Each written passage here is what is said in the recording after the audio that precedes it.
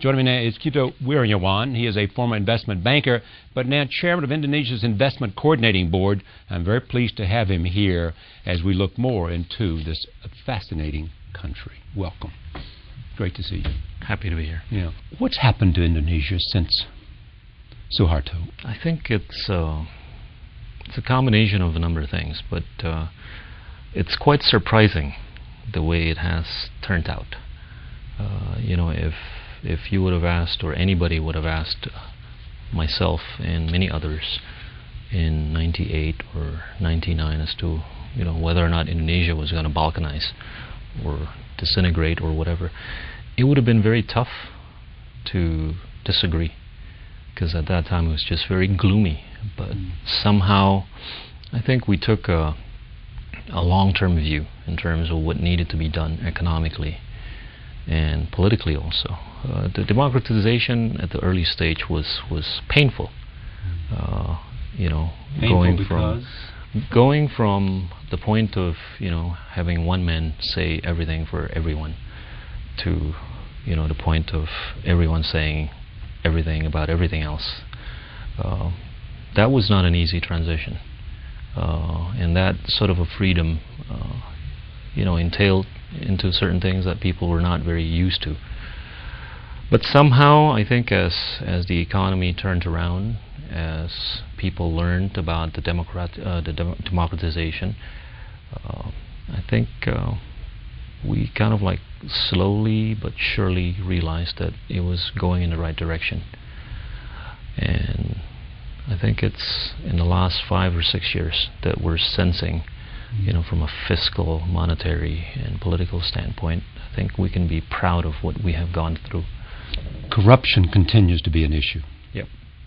Why is it so hard? I think there is an admission that there is corruption in Indonesia, but what people have to understand better is that it's a long-term game. It took Hong Kong 30 years to weed out corruption effectively and completely. It's only been 6 years since SBY came on board, close to 6 years. This is the president. This is the president, no. Susilo Bambang Yudhoyono. SBI is much easier. SBY is much easier to say. Yes. There's hundreds of people that have been put in jail in Indonesia for corruption cases. And there's going to be a lot more people that are going to be put into jail for corruption. And that's what it takes. You better got to be willing to take it on. You got to be willing to take it on. Yeah. And it takes time. What's the economic model for the future? We have a lot of natural resources, and our economy has been dependent on natural resources. Going forward, and those prices have been pretty high. Have been going up quite nicely. But the future of Indonesia is not one where I want my kids and grandkids to be selling coal, bauxite, palm oil and all that. Mm-hmm. I think it's got to be a future where every citizen in Indonesia knows that we can be doing something that's value additive. So it's got to involve, the vertical integration of the whole process. So you're saying your country, we want you to be in the knowledge business. Exactly. But is that going to happen in the next 6 months? Probably not. We've got to go through, I think, certain phases. And the first phase is to build the infrastructure, the hard and the soft. Mm-hmm. The soft certainly relates to education and healthcare. The hard is the roads, the hard stuff. Then we got to kickstart our industrialization in a big way. That we have not done, to be quite honest. We're not producing cars, turbines, so your computers. Your mission is to try to get industry to invest in Indonesia. Correct. Make sure that the Indonesian people learn and process and do something that's value additive. So how's that coming? It's coming. It's coming. We hit a good year last year in terms of realized investments. Mm-hmm. About 55% growth compared to 2009. And it's starting to show. The numbers are starting to show in terms of where it's being deployed. And it's being deployed into manufacturing areas, infrastructure, and things that are actually going downstream from the typical natural resource upstream areas. And that's a good sign. And the other good sign is that money is being deployed more outside Java. Because the temptation is to put money into Java, which is, the main island in Indonesia, which has the most number of people and the most number of infrastructural facilities. Now, we need to make sure that development takes place in other areas of Indonesia. So going back to the question, are we likely to have the kind of capitalism that China has been able to, succeed with? Perhaps not, because I think we have a completely different political process. But are a democratic process? Yes, we have a democratic process. Are we going to be able to achieve economic size that matters? Yes, we are. Simply by doing what we have been doing. I think the question that lingers amongst many young Indonesians is whether or not we can actually achieve the delta beyond the current economic growth rate. And it's not impossible if we can just tweak a couple of things. And that, I think, would... what do you need to tweak? I think we have to be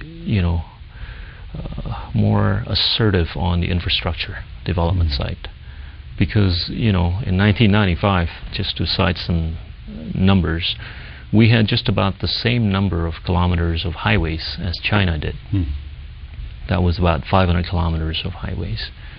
But in 15 years' time, China has been able to build more than 70,000 kilometers of highways.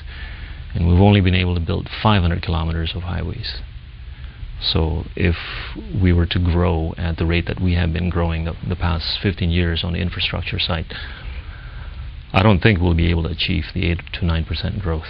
But if we can do a lot more proactively, which I'm saying we can, I think that's going to mean higher economic growth.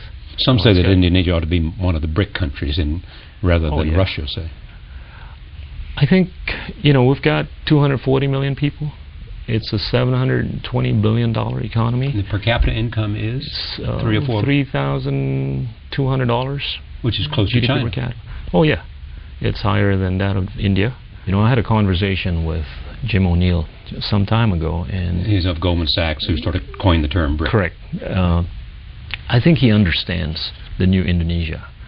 The problem with Indonesia is that not a whole lot of people know where it is. Not a whole lot of people understand the latest changes that have occurred in Indonesia. It's a sizable economy, $720 billion. So why aren't you getting your message out? It's starting to. Jim even came out with a statement of this new classification or grouping called the New World, which includes the BRIC plus South Korea, Turkey, Mexico, and Indonesia, right, which is a real compliment. Yeah. But I think going forward, we want to be better than how we're being recognized. What do you want from the United States? You clearly want the corporate sector to invest in Indonesia. We don't just want financial capital. We want, I think, intellectual capital, and that's what we're seeking from anywhere. When we're talking with the Americans, the Indians, the Chinese, intellectual the Koreans. capital from you means what? Technological transfer. Right. Know-how. Because if one takes a 10, 15, teach us how. Take our gold and copper. That's what China did successfully too, isn't it? Yeah.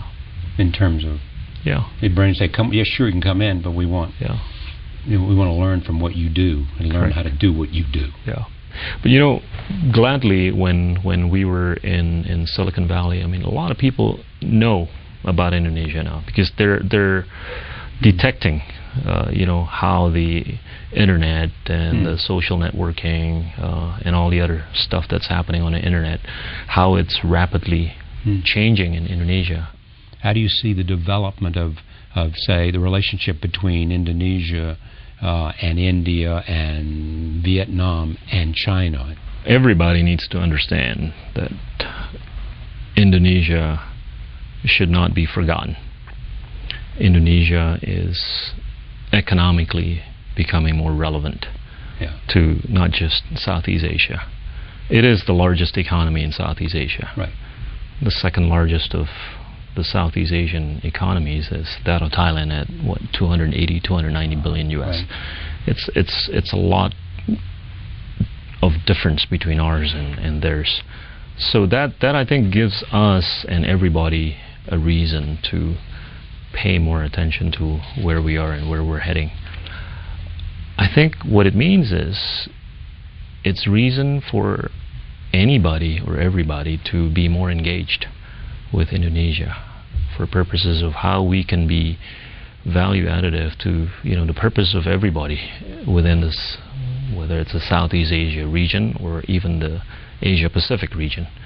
So I think a more proactive engagement with Indonesia could be good. The big issue that everybody is concerned about, one of the big issues in the global conversation, is food prices. And clearly it's going to be an item at the G20. Yep. Give us how you see that. Food prices are a concern for a lot of people, for everybody, but the comfort that we have is that we have a lot of acreage in Indonesia. Let's talk about rice. Okay, we have enough acreage to be self-sufficient, to be even, I think, contemplating a surplus, high degree of surplus in the coming years. And that's just by virtue of knowing that a lot of the acreage in Indonesia is not as marginally productive as that in other parts of Southeast Asia from a rice production standpoint. Meaning in Indonesia, roughly, on a per hectare basis, it produces about 5 to 7 tons, whereas we know in other countries like Vietnam and Thailand, they produce more than 10 tons per hectare. So if we can cultivate or adopt the technology to raise productivity on a per hectare basis or on a per acre basis by the same amount or to the same amount that some of these other countries, we will be in a huge surplus situation. So it's not a case of not having enough acreage, not having enough fertility or fertile acreage. It's a case of, I think, just maximizing upon the existing.